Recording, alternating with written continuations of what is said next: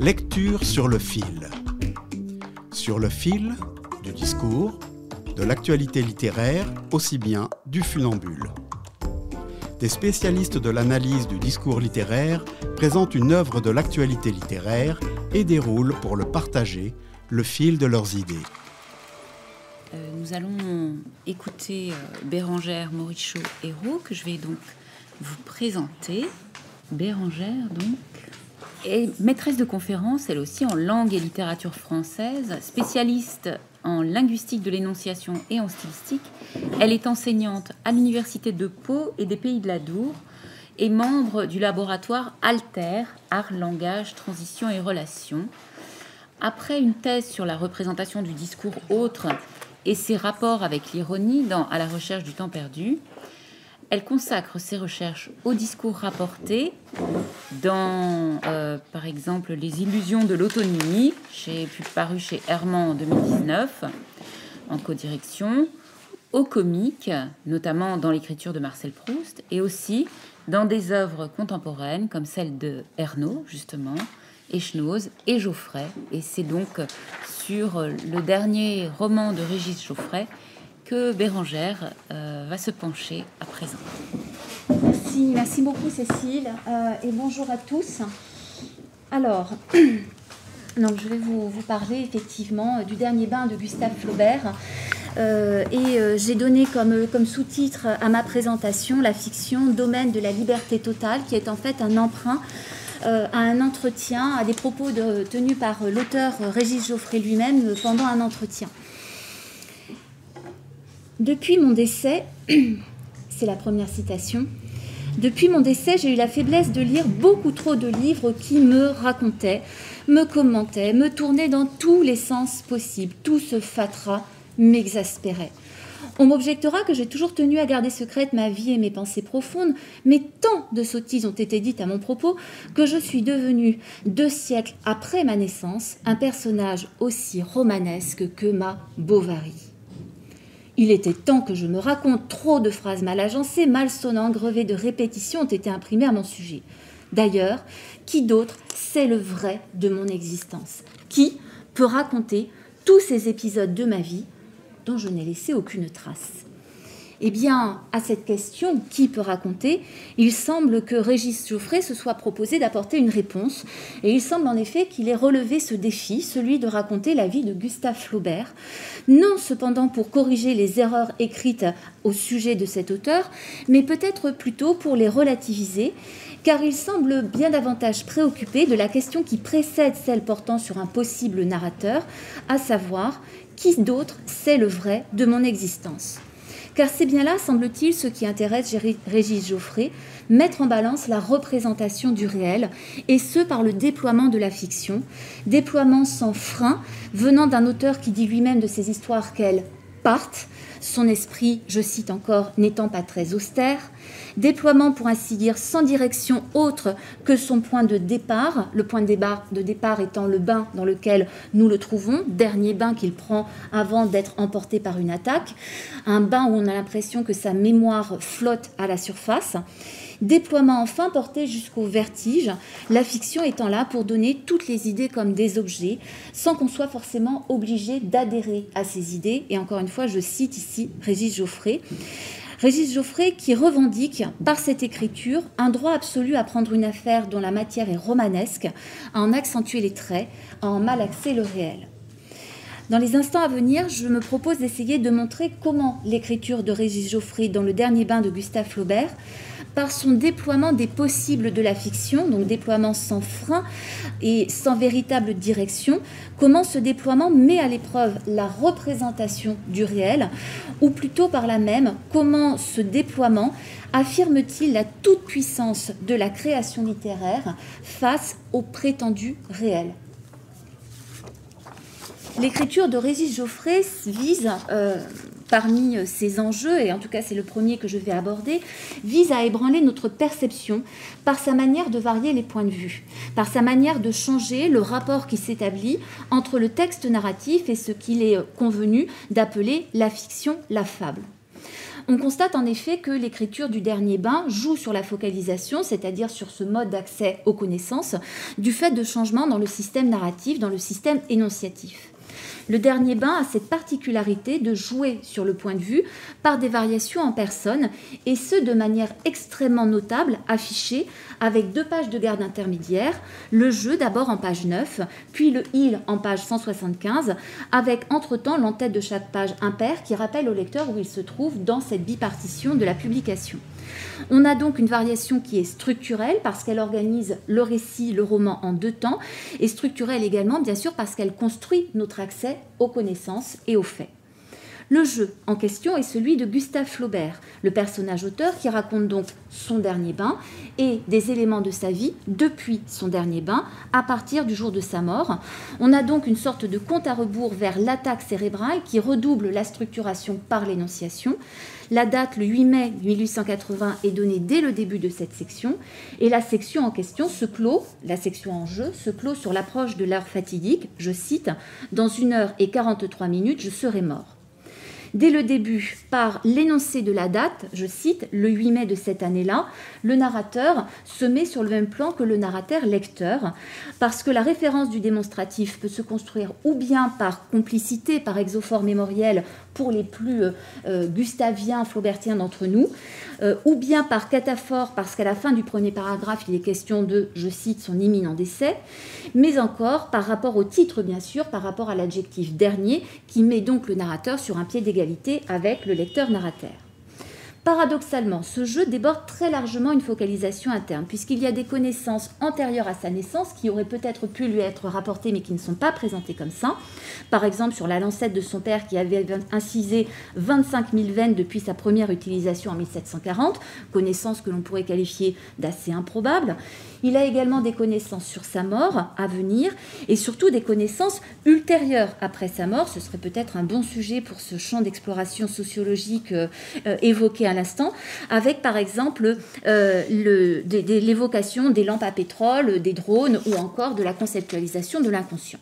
Ce jeu, donc jeu du personnage auteur Gustave Flaubert, raconte depuis l'au-delà de la mort. Par exemple, nous lisons « Depuis mon décès, je n'ai pas revu Alfred Le Poitvin ni ma sœur ». Et même plus exactement, il raconte depuis la tête de l'auteur « Aujourd'hui, je regrette de ne plus disposer de corps qui m'appartiennent, au lieu d'en être réduit à camper dans la tête du signataire de ce livre ». Donc il est situé comme ça dans la tête de Régis Geoffrey. Et déjà, cette liberté prise avec la logique narrative signale la puissance reconnue à accorder à la fable et à la fiction. Le « il », avec lequel se poursuit la narration, conserve l'accès à l'intériorité de Gustave Flaubert. Je cite par exemple, il était sûr que cette lumière le pénétrait à chaque inspiration. Mais quelque part, cela paraît moins paradoxal parce qu'on peut l'accepter venant d'un narrateur omniscient.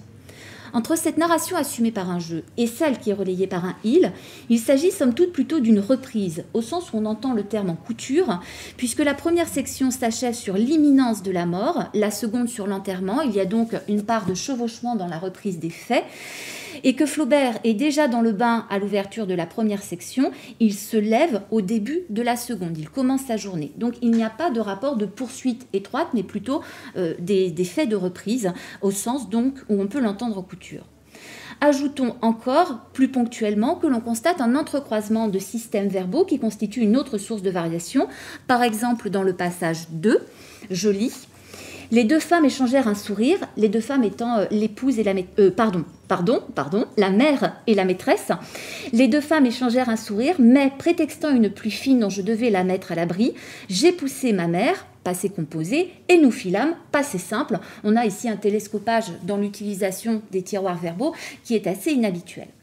On a donc une somme et une variété de changements parfois brusques dans des emplois de pronoms de tiroirs verbaux qui font vaciller la prise en charge de l'histoire.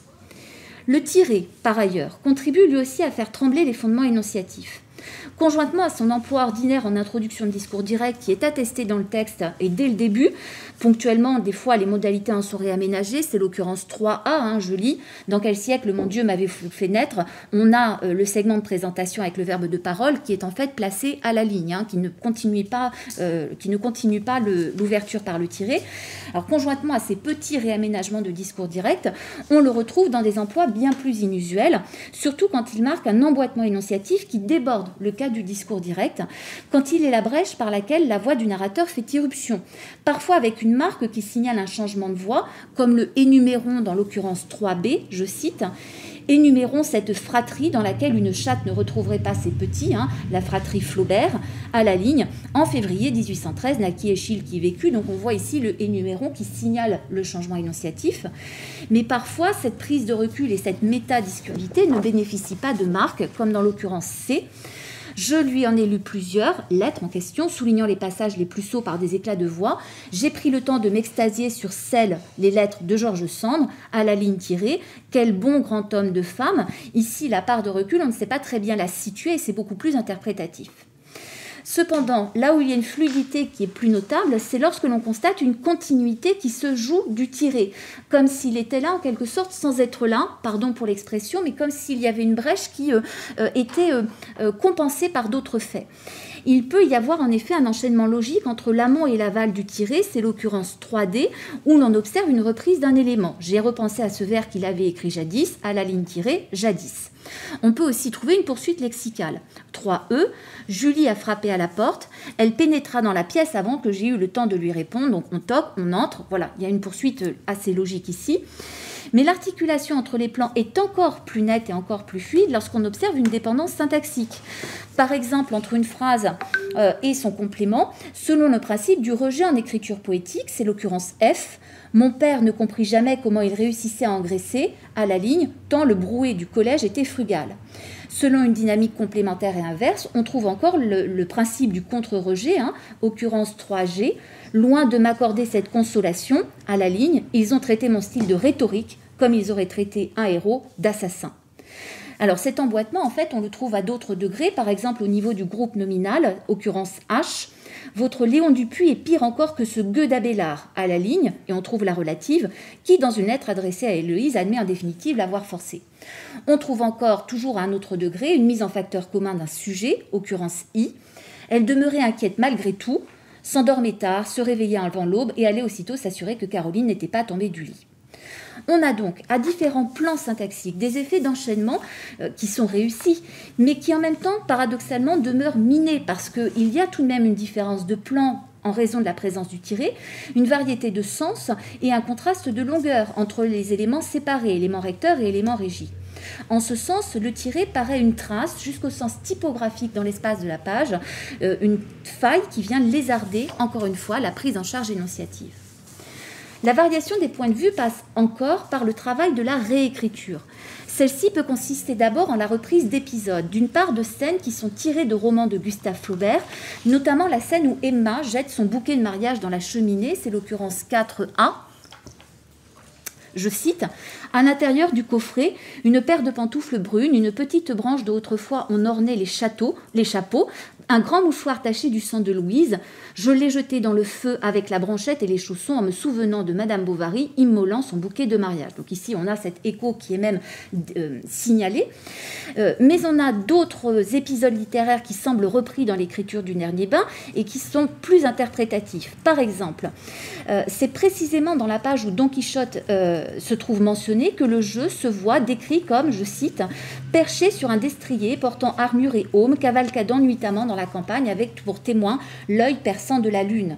Ailleurs, on en rencontre un passage qui restitue un souvenir d'enfance radieux, correspondant en fait à l'évocation d'une grimace d'une petite fille. C'est le passage 4b, je cite, « S'apercevant que je la dévisageais, en trouvrant à peine les lèvres, elle a lentement déroulé sa langue jusqu'à la mettre à nu tout entière, avant de la remonter précipitamment dans sa bouche en tirant sur le bras du domestique. » On peut se demander s'il ne s'agit pas ici, cette fois, d'un clin d'œil à la scène où Gilberte fait un geste indécent face au jeune Marcel. Le texte proustien n'est pas cité dans la page à la différence du Don Quichotte, mais il est bien présent au terme du roman de Régis Geoffrey. On peut encore penser à Mathilde emportant la tête de Julien dans le passage 4C. Une tête qu'elle, Suzanne en l'occurrence, emmènerait à Paris dans un carton à chapeau. Elle la promènerait par les rues à l'africaine dans une écharpe nouée autour de son ventre. Sur un autre plan, plus ponctuel, plus resserré, ce travail de reprise se retrouve dans des mentions écho-dénoncées, particulièrement d'énoncés de textes ou de déclarations attribuées à Gustave Flaubert, qui sont donc repris, rebrassés, mais dévoyés. Le premier concerne son vœu d'impersonnalité dans une œuvre d'art. Je reprends la phrase, hein, l'auteur dans son œuvre doit être comme Dieu dans l'univers, présent partout et visible nulle part. Or, nous pouvons être sensibles à un écho à cette phrase dans le passage 4D. Je cite « Écrire des romans dont il ne serait même pas le passager clandestin. Toute une cité de chapitres qu'il aurait déserté sitôt construite. » Il ne pouvait que constater son échec. Partout, il était partout. Ce qui m'invite ici à entendre un écho à ce totem littéraire, c'est la présence de l'adverbe partout, c'est sa répétition, le tout dans la bouche d'un personnage auteur et bien sûr le fait qu'il s'agisse ici du personnage Gustave Flaubert. Or, cette réécriture donne lieu au constat d'un échec. Un second énoncé bien connu se retrouve miné par sa reprise dans Le Dernier Bain, c'est le passage 4E. C'est en vain qu'il essaierait d'expliquer à la postérité qu'il n'était pas Madame Bovary. Vous avez même eu le front de me nier en vous mettant à ma place. Ici, c'est Emma Bovary qui parle. Je ne comprends rien à ton anonnement, c'est son auteur qui réplique. Vous avez eu l'audace d'affirmer « Madame Bovary, c'est moi ». Je n'ai certes jamais dit pareille sottise. Madame Bovary, c'est moi, pas vous. Évidemment, grosse bête, nous n'avons pas les mêmes organes. Donc non seulement cette affirmation ici se trouve contestée par le personnage de Madame Bovary, mais elle est surtout déconstruite au terme du dialogue par le personnage auteur du nom de Flaubert, ce qui rétablit la vérité du caractère apocryphe de cette déclaration. Conjointement, on rencontre encore d'autres échos à d'autres œuvres qui travaillent le discours narratif du Dernier Bain. Certaines à des œuvres qui sont plus ou moins en lien avec Flaubert, passage 4F, il est question d'un auteur du XXe qui l'a traité d'idiot de la famille, ou encore 4G, Madame Bovary formule le regret de ne pas avoir eu le temps de devenir une femme de 30 ans. Et on trouve même plus ponctuellement des renvois à des œuvres de Régis Geoffrey lui-même, c'est le passage 4H, où il est question d'un asile de fous. Incessamment, donc, des jeux de reprise qui se situent encore une fois à différents degrés de l'écriture se trouvent conclus par un retournement parodique et révèlent un déplacement de point de vue sur l'objet littéraire, sur la fable, qui raconte mais qui en même temps fait bien d'autres choses, à la manière d'un santon ou plutôt d'une satire constituée de différentes pièces associées ensemble pour pointer et pour moquer. La multiplication des strates vient ici saper la stabilité narrative pour ébranler notre manière de percevoir le réel tel qu'il est restitué. Et de fait, conjointement à cet ébranlement de la perception, un deuxième aspect sur lequel je vais m'attarder, c'est cette multiplication des degrés de la fiction, des degrés de la narration. S'il y a certains tremblements qui sont dus à la coexistence des manières de rendre un même fait, de graviter autour de lui, de changer le regard, d'autres s'expliquent par la violation des degrés narratifs d'ordinaire marqués ou en tout cas attendus. Une première infraction prend la forme de métalepse. La narration paraît se complaire à nous livrer un méli-mélo de réalité et de fiction, comme si l'une et l'autre se situaient à un même plan.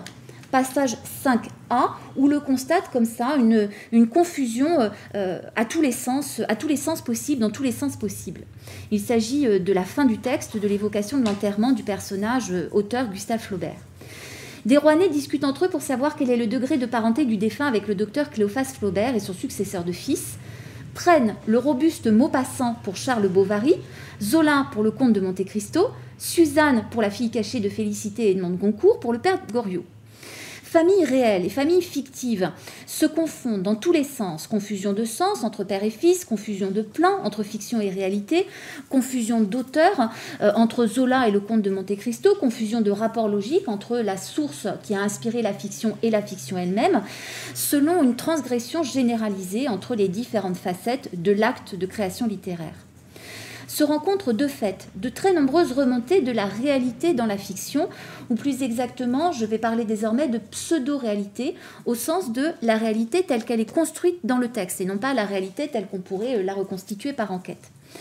C'est par exemple lorsque se rencontre évoquée cette pseudo-réalité sous forme de source d'inspiration. C'est le passage 5b.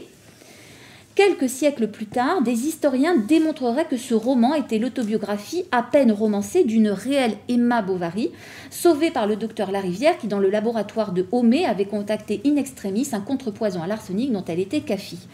Donc ici, il y a bien une pseudo-réalité puisqu'il renvoie à une pseudo-vraie Emma Bovary. Mais plus souvent encore, le récit montre, et c'est assez paradoxal, montre l'incidence de la fiction sur la réalité qui pourtant en même temps en est donnée comme la source. Donc une incidence assez improbable en sorte. C'est le cas par exemple lorsque le vrai Charles fuit les conséquences sur sa vie du roman, occurrence 5C, craignant d'attirer l'attention et courir le risque d'être assassiné par un de mes admirateurs soucieux de rabrouer le réel au profit du roman, donc le paradoxe étant ici, il avait eu soin dès sa publication de changer de nom, de déménager dans le Dauphiné, d'abandonner la médecine pour devenir Maquignon, afin que toutes les pistes soient brouillées. Et même dans une perspective apotropaïque, ce personnage de Charles Bovary va anticiper les conséquences que pourrait avoir la fiction encore à venir sur sa réalité, au mépris de toute logique. Dans le passage 5D, il est alors au collège et vient de rencontrer le frère de celui qui sera plus tard l'auteur de Madame Bovary. Sans doute dans ces grossières méninges, les grossières méninges de Charles Bovary, l'inconscient pressentiment de devoir un jour au frère de son condisciple l'immortalité des personnages de fiction, poussait-il le jeune Péquenot à le cadoter d'aliments. Donc pour se prémunir en fait de ce que la fiction pourra lui coûter par la suite, il est particulièrement soigneux avec le frère de Gustave Flaubert. Réciproquement, cependant, et plus souvent encore, et d'une façon moins problématique au regard de la logique, encore que, l'entremêlement de la réalité et la fiction est dû à des surgissements de la fiction au sein de la réalité, sous la forme assez facilement admissible de débordements de l'imagination, qui sont très nombreux et qui sont désignés comme tels. Parmi plein de passages, je cite le 5E, depuis sa première crise sur la route de Trouville, ces personnages avaient pris l'habitude de surgir à l'improviste plein d'aigreur à l'encontre du sort qu'il leur avait réservé, et on a ce commentaire, des hallucinations. Des personnages pareils aux morts, aux notions, même les mercuriales de Madame Bovary étaient dus à des fuites de son imagination. Et de fait, pourtant, le plafond s'envola. Ce tiré qui clôt l'extrait me semble assez intéressant parce qu'il vient réaffirmer le pouvoir de la fable alors même que les personnages viennent d'être qualifiés d'hallucinations. Et de fait, ces apparitions font retour de manière récurrente et prennent d'autant plus de place que l'auteur est sans cesse en lutte avec elles, ce qui en creux renvoie aux enjeux de délimitation entre le réel et la fiction. Passage 5F, elle se matérialisa devant la coiffeuse sans laisser d'image dans le miroir. Alors peut-être ici s'agit-il en creux d'un clin d'œil cette fois-ci au Horla. Je poursuis. Je le lui ai envoyé en pleine figure, un exemplaire de Madame Bovary, comme un pavé de Paris à la gueule d'un gendarme. Il a traversé son apparence avant d'échouer sur le mur. Les personnages paraissent en fait en lutte avec leur auteur parce qu'ils sont tentés par une autre vie, par une autre fiction, dans une sorte de bovarisme extrême, une sorte de bovarisme au carré, puisqu'ils veulent désormais, en tant qu'autres devenir fictionnels, devenir auteurs à la place de l'auteur. Passage 5G.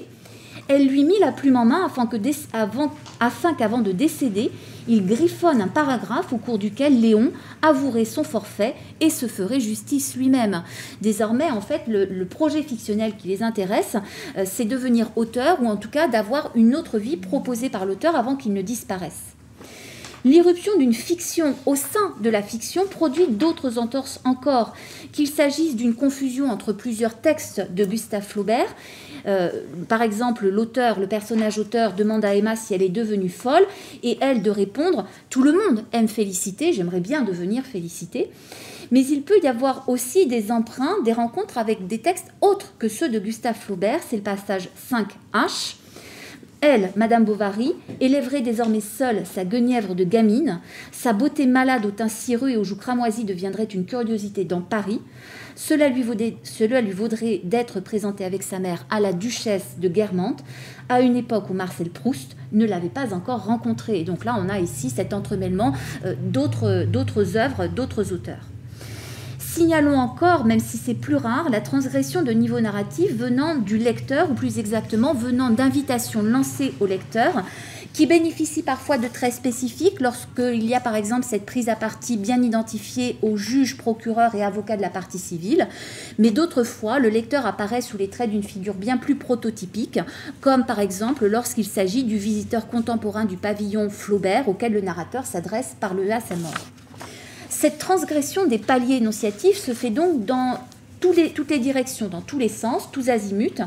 Il ne cesse d'y avoir un méli-mélo multidirectionnel et le narrateur ne manque pas d'interpeller des destinataires, ce qui augmente et épaissit encore la matière fictionnelle, la matière romanesque.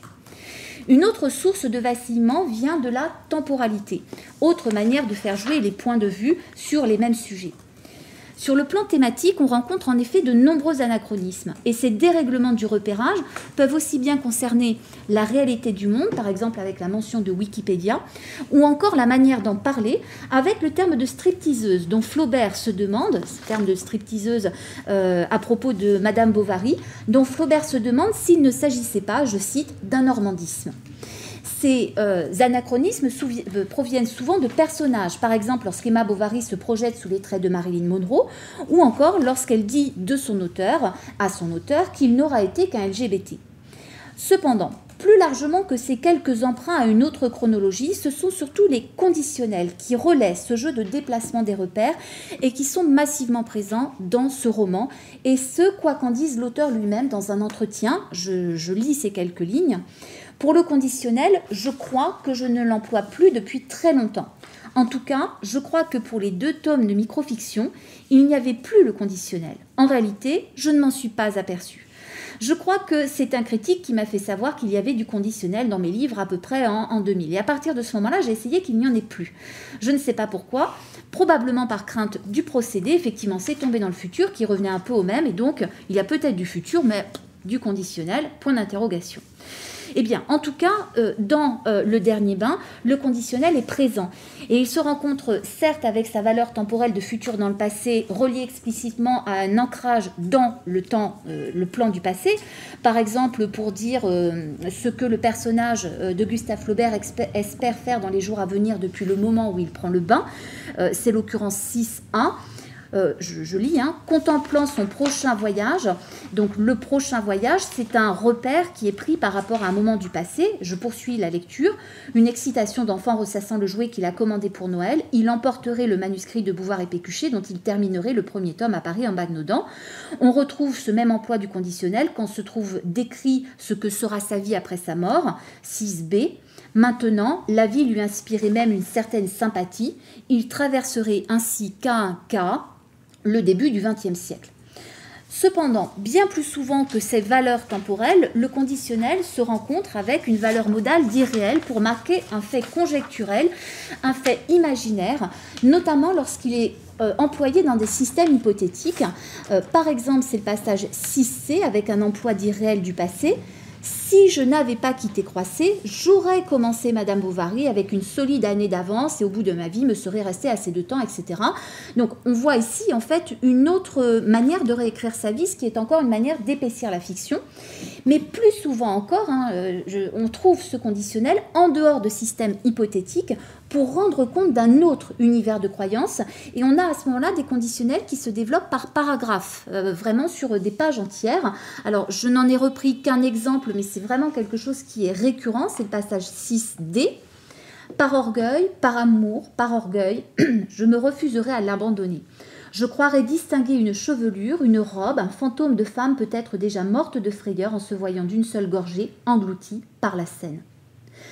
Comme nous le lisons dans Le Chutier, alors Le Chutier, ce sont les toutes dernières pages du Dernier Bain qui sont écrites, qui sont imprimées en tout petit, et où l'on trouve les chutes en fait, les scories, ce qu'il a choisi d'éliminer pour se resserrer, j'y reviendrai. Donc comme nous le lisons dans Le Chutier, eh bien, grâce au conditionnel, comme avec les anachronismes, on a l'impression que sont dites même des choses encore impensées, une sorte de langue prémonitoire qui soupçonne le futur, qui le pousse, qui le propulse, une façon peut-être presque de pousser les murs de la fiction en quelque sorte. Enfin, l'épaississement narratif provient encore du principe de réflexivité qui est érigé presque au rang d'habitude, en tout cas qui gagne une certaine systématicité dans cette publication. Le métadiscours du personnage-auteur de Gustave Flaubert sur son œuvre est massivement présent. Dans la partie en jeu, on a de très nombreux commentaires qui reviennent sur ses écrits, qui sont évoqués dans leur matérialité. Il dit par exemple avoir dû, pour Bouvard et Pécuchet, avaler plus de 1500 volumes en prenant des tombereaux de notes, dûment conservés par ma nièce et aujourd'hui numérisés, etc. On trouve encore une évocation matérielle de l'acte de création, de façon cette fois plus métaphorique, quand il évoque l'impression de casser chaque mot comme une coque, alors, sous forme, je corrige pour être précise, avec une comparaison, plus imagée avec une comparaison, comme une coque dont en guise d'amande le sens se trouverait caché dedans. Ces écrits sont aussi désignés en tant que construction littéraire, quand il évoque par exemple les choix d'apparat de ces personnages avec un chapeau cloche dont il aurait affublé ou non Madame Bovary. On a ce principe de métadiscours qui se retrouve dans la partie « il », à nouveau à propos de la matérialité de ses œuvres, lorsqu'il parle de tracer le premier mot du livre, ou encore de manière imagée quand il assimile cuisine et écriture, c'est le passage 7a, pour terminer son œuvre en cours, je lis « Il allait cuisiner savamment, une cuillère à café d'encre noire convenablement répartie lui suffirait. Il avait passé l'âge d'être marmiton. Il n'était pas du genre à rater une sauce d'adjectifs, ni à brûler un rôti d'adverbes. Il en avait fricassé des poêlés de vocabulaire. » À ceci, ajoutons encore que les commentaires peuvent aussi porter sur les récits d'autrui, et en premier lieu sur les récits menés par Maupassant, dont on connaît la proximité et les liens avec Flaubert, passage 7b, où l'on entend Flaubert sermonner et reprendre le pauvre Guy. Encore une répétition et 3 assonances, mon pauvre Guy. Et l'on trouve enfin autre variété de réflexivité, celle qui vient de l'auteur du Dernier Bain lui-même, Régis Geoffrey, réflexivité qu'il place cependant dans la bouche de son personnage, passage 7c. Mon scribe a atteint l'âge où se montrer visage déculotté confine à l'exhibitionnisme. Vivement que la mort oblige Régis Geoffrey à porter ce solide niqab de bois verni qu'on appelle un cercueil. Développer ainsi un discours, ou plutôt des et de nombreux discours sur la narration, sur les diverses narrations, constitue autant de strates référentielles qui s'ajoutent. Et c'est un feuilletage supplémentaire qui ne cesse de se multiplier et qui vient épaissir la matière romanesque dans le Dernier Bain, au risque bien sûr d'amoindrir l'illusion référentielle, du moins ce qui en résiste, ce qui en subsiste, et de lui substituer l'illusion d'une certaine textualité qui s'exhibe et qui se donne à voir. Un tel foisonnement fictionnel semble en effet devoir se lier relativement au rôle reconnu, ou plutôt revendiqué à la création littéraire par rapport à la réalité, comme si cette outrance de fiction était là pour concurrencer une réalité qui avait toujours semblé indigente. Et ce sera le dernier aspect que je vais essayer d'explorer à présent.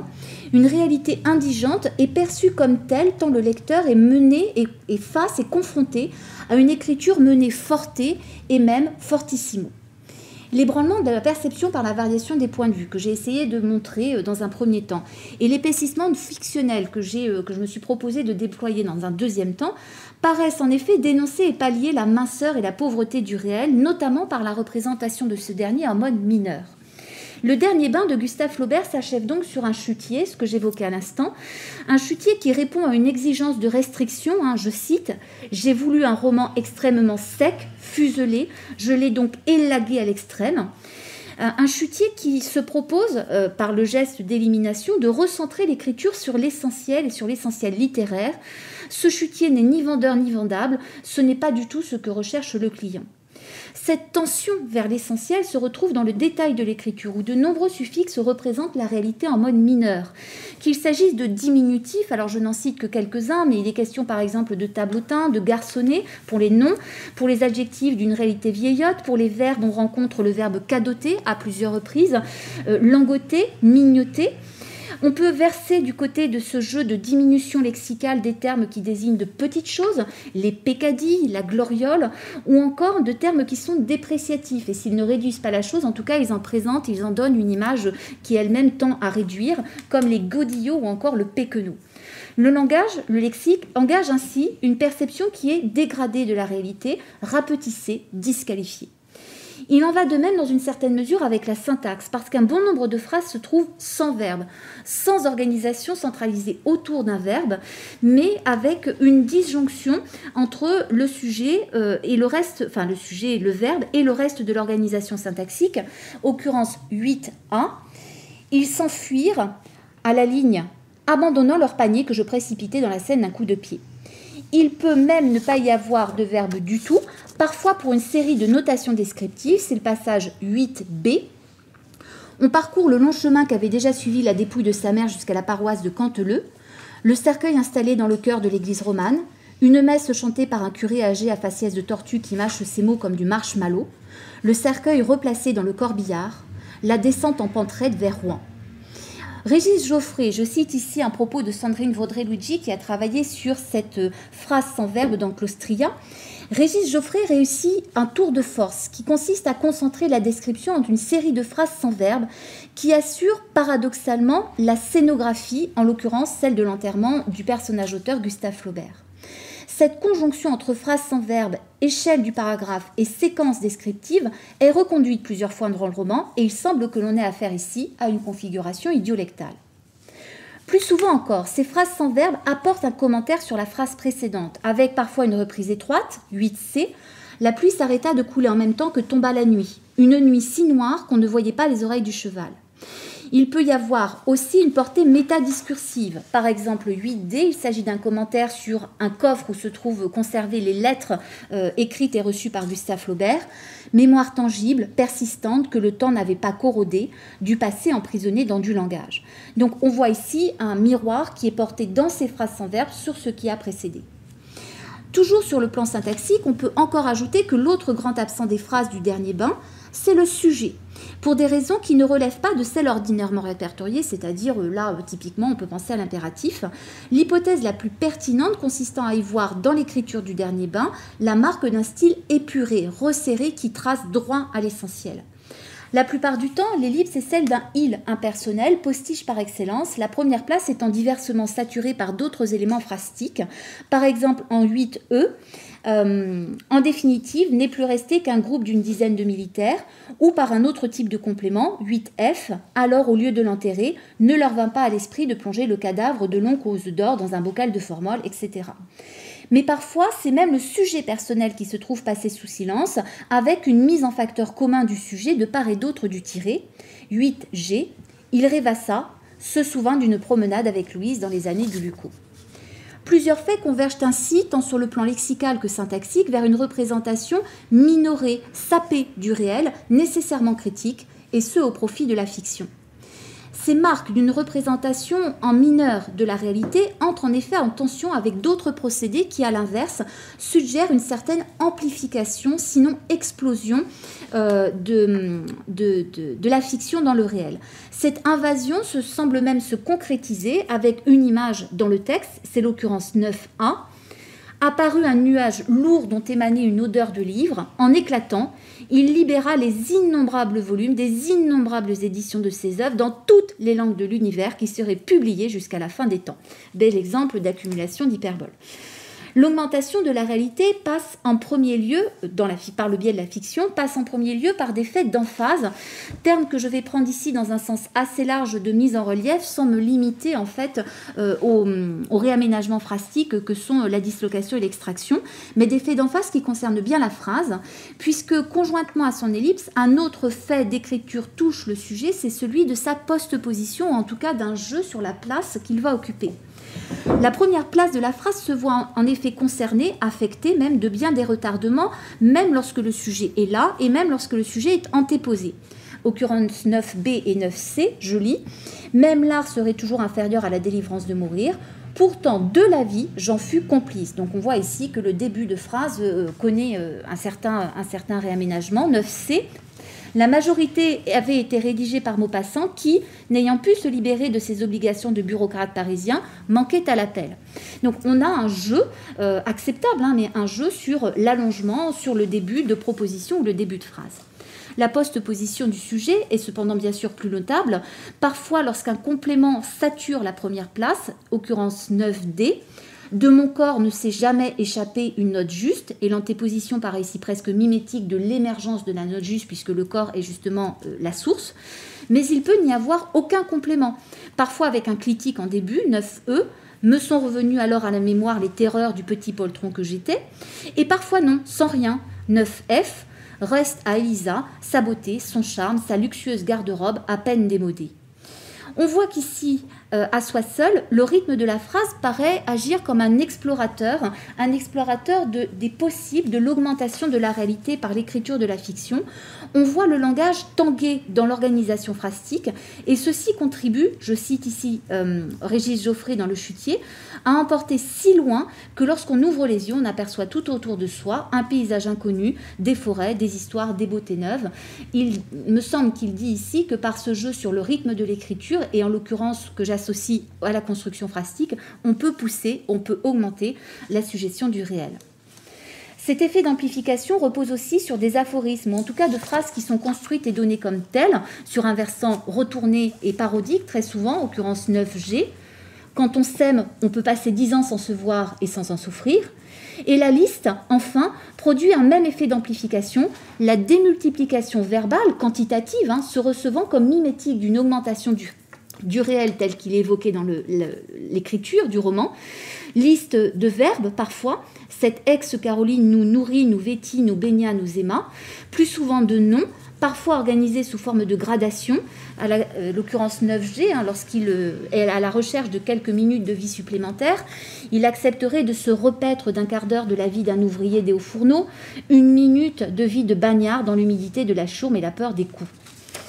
Il peut même y avoir des listes dans des listes, parce que certaines de ces listes, c'est le passage 9i, constituent en fait des formulations d'hypothèses, et donc la liste en soi, c'est déjà augmenter le réel, mais quand les items de ces listes sont des hypothèses, c'est une sorte de démultiplication, encore une fois, qui est au carré, joli. Certains alors de supposer que Gustave avait remis sa vie entre les mains du vieux crocodile, le vieux crocodile étant une manière pour Gustave Flaubert de désigner Victor Hugo, parce qu'il a envoyé chercher un médecin rue d'Eylau, et que la confusion porte sur le fait que Victor Hugo habitait dans cette rue, alors qu'un médecin du nom de Eylau exerçait bel et bien à Rouen, place de la Pucelle. Un autre, deuxième hypothèse, prétendit que Gustave s'était suicidé une heure plus tôt dans son bain par auto-strangulation. Troisième hypothèse, sans compter la rumeur affirmant qu'après sa mort, son cabinet de travail avait été mis sous scellé par la police pour les raisons d'une enquête dont on n'a retrouvé nulle trace. Dans la même veine que la liste, sur le plan narratif, la réduplication est une autre manière d'augmenter la réalité. Non seulement Flaubert est évoqué comme reprenant ses textes, les biffant, les reprenant, les réécrivant, mais surtout lorsque il assume la narration en tant que jeu, il en vient à réécrire sa propre vie, en prétextant un renouvellement, en profitant de l'occasion de pouvoir parler depuis l'au-delà de sa mort, occurrence 9J. Je vous donne ici des phrases de mon cru dont le plus souvent vous ne trouverez trace ni dans mes œuvres, ni dans ma correspondance, ni d'une façon générale dans aucune archive. 2 siècles après sa naissance, un auteur doit se renouveler. Une telle mise à profit du caractère paradoxal d'une narration post-mortem va d'ailleurs jusqu'à annuler le récit. Occurrence 9H. J'ai raconté au début de cet ouvrage que Julie était venue me raser. En vérité, elle ne se serait jamais permis d'entrer. Et c'est encore ici, bien sûr, un jeu sur la toute-puissance de l'imagination. La meilleure réalité, le meilleur rendu de la réalité semble ici ne pouvoir venir que de la fable, que de la fiction. Car au-delà des traces de cette amplification du réel dans le roman, se relèvent les marques d'une écriture fortissimo. J'entends par là d'une écriture qui revendique le plaisir du verbe, le plaisir de se dire, le plaisir de raconter. Un plaisir qui se donne à lire en tant que tel, c'est l'occurrence 10A. J'ai gardé de cette jeunesse désespérée un acharnement à créer un double solide et parfait de cette réalité imprévisible et fragile que nous voulions surpasser. Donc il y a cette affirmation en fait à vouloir redoubler, réécrire et recommencer un vécu pourtant donné comme attesté. On voit encore affleurer le plaisir du verbe, par exemple dans le passage 10b, lorsqu'Emma regrette d'avoir été nommée une Bovary. Elle aurait bien voulu porter un nom aquatique fleuron-bon, la renoncule, la libellule, le nénuphar, le potamo. Et le personnage auteur de réagir, pot à mot. Elle lui reprocha de ne pas aimer les plantes et de n'avoir aucune idée des termes qui servaient à les évoquer. Donc il y a une préoccupation, alors qui était celle, on le sait, de Gustave Flaubert, qui ressurgit ici, jusque dans l'écriture du Dernier Bain. Raconter la vie de Flaubert, c'est en effet raconter la vie d'un auteur bien particulier, un auteur qui était particulièrement préoccupé des enjeux de redite et de pourchasser celle-ci. La répétition est assimilée à un crime supplémentaire, à une paire de claques, occurrence 10C. Rodolphe contemplait entre ce drap noir et sa bottine noire la délicatesse du bas blanc d'Emma. Noir et noireux, les deux épisodes d'une paire de claques qui ébranlèrent sa cervelle. Elle tinta contre la paroi de son crâne comme un battant de cloche. Puis, c'est le passage 10D, puis ce fut Salammbô qui le torgnola, l'homme au fer recourbé. Du chapitre 12 venait de tomber comme une fiente cette phrase ridicule qu'il avait façonnée pour éviter la répétition du mot faucille qui figurait 2 lignes plus haut. On voit ici combien les répétitions, c'est-à-dire des faits qui se situent au plan de l'écriture, déclenchent claques et torgnoles, c'est-à-dire des faits, des actions, comme si l'écriture était la véritable fiction qui se donnait à lire dans le texte. Et cela va donner lieu à des jeux de reprise et à la mise en avant du plaisir de l'écriture. C'est encore ce plaisir du verbe, ce qui ressort du lexique bigarré, qui semble traduire une véritable jouissance du dire. On a parfois un lexique rare avec le terme inique ou encore avant-sur-wari, mais parfois aussi un lexique très familier avec le terme pitanché ou encore l'expression envoyer-bouler, et parfois une familiarité qui gagne jusqu'à la référence avec par exemple le terme gamahuché. Cela relève d'une revendication de l'auteur, passage 10E, sans mots. Vous serez même incapable de vous apercevoir que vous ne pensez pas, que depuis si longtemps vous n'avez pas pensé, que vous ne penserez plus jamais, et alors vous n'aurez plus d'avenir humain, et alors faute de mots en vous pour le ressusciter, vous n'aurez plus de passé, et alors l'espèce humaine sera devenue une race de bestiaux. Dans le texte, cette jouissance du dire ressort encore de comparaisons, souvent en rapport avec un texte, avec l'écriture et la littérature, dont elle dégrade parfois la valeur par des analogies triviales. Par exemple, lorsque le narrateur compare la tentation de Saint-Antoine au bottin téléphonique, c'est le passage F. Je suppliais Louis Bouillet et Maxime Ducamp d'admettre qu'il y avait dans ce texte long, comme le fameux bottin qui au XXe siècle fit florès dans les cabines téléphoniques, quelque chose d'autre que des abcès verbaux. Mais parfois, ces comparaisons, ces analogies peuvent s'avérer plus ambivalentes. C'est le passage 10G, je lis. Les secondes, pareilles aux gouttes d'eau qui font les stalactites. Et on lit ensuite ce commentaire à la ligne qui suit le décrochage par le tiret. Phrase obscure mais élégante, dont un écrivain décédé a bien le droit de cadoter la postérité. L'analogie oscille ici entre le poétique et le mélancolique, avec les gouttes d'eau et les stalactites et l'évocation du temps. Et le commentaire du narrateur redouble l'ambivalence par l'antithèse entre obscur, phrase obscure, et le terme d'élégante qui suit juste après. Et malgré cela, il affirme tout de même le droit à l'écriture, comme si seul comptait finalement la liberté de s'exprimer par-delà les effets de dissonance dont il se repaît et dont il fait sa source. Il en est de même plus sensiblement encore dans le passage 10H, je lis. « Ignare, vous n'avez pourtant dans les veines que du langage. » Et on lit cette fois ce commentaire. « Une réalité fiduciaire, vrai billet, fausse monnaie, qu'importe, aucun langage ne vaut son pesant de réalité. » Cette métaphore, qui est ici une métaphore du faux monnayage, lourde d'intertextualité pour nous lecteurs du 20e, 21e, semble dégrader la littérature. Mais cette fois encore, le mouvement dysphorique ne paraît être là que comme prétexte pour mieux réaffirmer ensuite le droit de le faire quand même, pour aussi dissonantes que soient les images amorcées préalablement. Quel que soit le rapport à la réalité, l'écriture va se poursuivre. En cela, les analogies rejoignent les condamnations de redite et les jeux de reprise, ainsi que les grands écarts lexicaux dans une même fête du verbe, dans une même affirmation de la liberté d'expression, de la liberté à la création littéraire. D'ailleurs, encore une fois, on peut se reporter au Chutier qui le revendique. Parfois, je cite, « Il me semblait qu'il suffisait de laisser aller le livre comme un cheval débridé, écrire aveuglément chaque jour. Un beau matin, je verrai le livre monter lentement à l'horizon comme une île après les éruptions successives d'un volcan. » Et ces éruptions sont sans doute une image, une comparaison assez juste de ces dissonances et de ces vacillements, en fait, de ces tremblements de la fiction.